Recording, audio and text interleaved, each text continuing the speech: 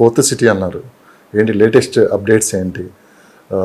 దాదాపు అందరూ fourth city వైపే చూస్తున్నారు, కానీ అక్కడ గ్రౌండ్లలో జరుగుతున్న వర్క్స్ ఏంటి అనేది ఎవరికి అర్థం కావట్లేదు.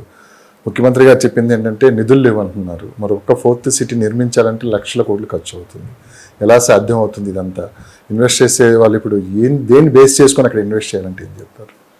ఫోర్త్ సిటీ అనేది ఈజ్ టఫ్ డిసిషన్ అండి. ఎందుకంటే గవర్నమెంట్ ద్వారా డెఫినెట్లీ ఇన్ఫ్రాస్ట్రక్చర్ డెవలప్ చేయడానికి కూడా డబ్బులు అయితే లేదు 100% షూర్. ఎందుకంటే Revanth Reddy has himself announce that. So దీనికి ముందు ఒక 400 acres మనకి కంచి గచ్చిబౌలిలో వేలమేయడానికి ట్రై చేశారు, విచ్ రియల్లీ కొలాప్స్డ్ అన్నమాట. yes madam, university issues. ఎందుకంటే అది యూనివర్సిటీ ల్యాండ్ అని యూనివర్సిటీ వాళ్ళు క్లెయిమ్ చేసుకొని that has completely collapsed. So ఇప్పుడు ఫోర్త్ సిటీని డెవలప్ చేయాలంటే మనకి హై అండ్ ఇన్వెస్టర్స్ రావాలి. అది ఇంటర్నేషనల్ ఇన్వెస్టర్స్ ఉండొచ్చు, లేదంటే మన ఇండియన్ లెవెల్లో ఉండొచ్చు. సో ఆ ఏరియాని ఇప్పుడు basically before this it was pharma city. అంటే ఫార్మాకి హైదరాబాద్లో చాలా స్కోప్ ఉంది. Already we are one of the most leading pharma companies in the world itself. Hyderabad మంచి పేరు ఉంది మనకి ఫార్మా మ్యానుఫ్యాక్చరింగ్ లో. అది ఫార్మాని అలానే ఉండుంటే మైట్ బి ఆ ఏరియాలో ఇప్పటికి చాలా గ్రోత్ ఉండేది.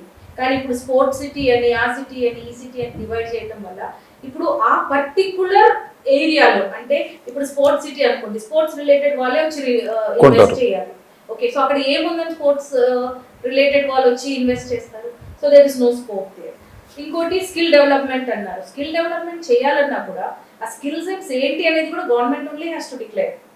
ఓకే, ఇప్పుడు స్కిల్ సెట్స్ లో ఇప్పుడు స్మాల్ స్కేల్ ఇండస్ట్రీస్ లో ఉమెన్ ఆంటర్ప్రెన్యూర్స్ ఉన్నారు. అంటే లైక్ టైలరింగ్ నేర్పియటము, లేదంటే ఫ్యాబ్రిక్ ఇండస్ట్రీలో డైయింగ్ అండ్ ప్రింటింగ్, అలా ఒక స్పెసిఫికేషన్ అంటూ లేదు అక్కడ.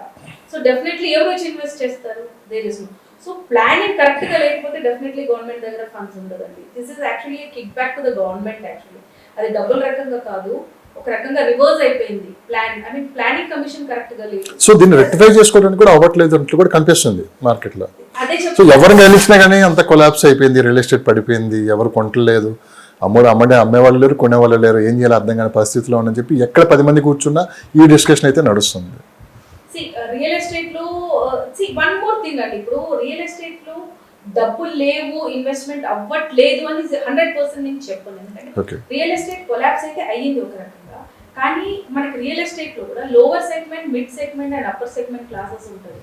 సో లోవర్ సెగ్మెంట్ లో కొలాప్స్ అయింది, మిడ్ సెగ్మెంట్ లో కొలాప్స్ అయింది, కానీ అప్పర్ సెగ్మెంట్ లో మనకి కొలాప్స్ అవ్వలేదు మార్కెట్. ఎందుకంటే బేసిక్ గా ఇఫ్ యూ టేక్ మనం ఒక చార్ట్ లాగా చూసుకుంటే ఇప్పుడు ముంబై, ఢిల్లీ, బెంగళూరు నుంచి పెద్ద పెద్ద business people are migrating to Hyderabad. Okay, ఇప్పుడు రీసెంట్ గా వినపడిన ట్రంప్ టవర్స్, దాని ముందు లాంచ్ అయిన గోద్రేజ్ ప్రాపర్టీస్, ఇప్పుడు ఆల్రెడీ మనకున్న అరబిందో గ్రూప్ వాళ్ళ ప్రాపర్టీస్, ఇవన్నీ మీరు చూసుకుంటే 5-6 కోట్లకు తక్కువ ఫ్లాట్లు లేవు. ఓకే, అయినా వాళ్ళు అమ్మగలుగుతున్నారు అంటే మార్కెట్ లేనిదైతే వాళ్ళు చేయలేరు కదా. ఓకే, ఇప్పుడు Raj Pushpa has come with Provincia, it's for due for possession. వాళ్ళు అమ్మారు, వాళ్ళు పొజిషన్ కి ఇస్తున్నారు. ఎందుకంటే ఒక మిడిల్ సెగ్మెంట్ ప్రాజెక్ట్ అది స్టార్ట్ అయ్యి కూడా ఒక 5-6 years పైనే అయింది. అమ్మారు, maybe they still have, but it's coming for possession. కానీ ఇప్పుడు ట్రంప్ లాంటి వాళ్ళు ట్రంప్ టవర్స్ లాంటివి కట్టేసి ఇప్పుడు మనకి ఇక్కడ ఇవ్వాలి అంటే వాళ్ళు డెఫినెట్లీ మిడ్ సెగ్మెంట్ లో అయితే రావట్లేదు. They are coming with upper middle class segment. అంటే అప్పర్ మిడిల్ క్లాస్ కదా, అప్పర్ సెగ్మెంట్ లో వస్తున్నారు. అది వాళ్ళకి కస్టమర్స్ లేనిదైతే వాళ్ళు లాంచ్ చేయరు కదా. డబ్బులు ఎక్కువ ఉండి లాంచ్ చేసినా కూడా రిటర్న్స్ లేనిదైతే ఏ business people will not launch. So market down is only for this 2 segments, lower middle class people and middle class segment కి.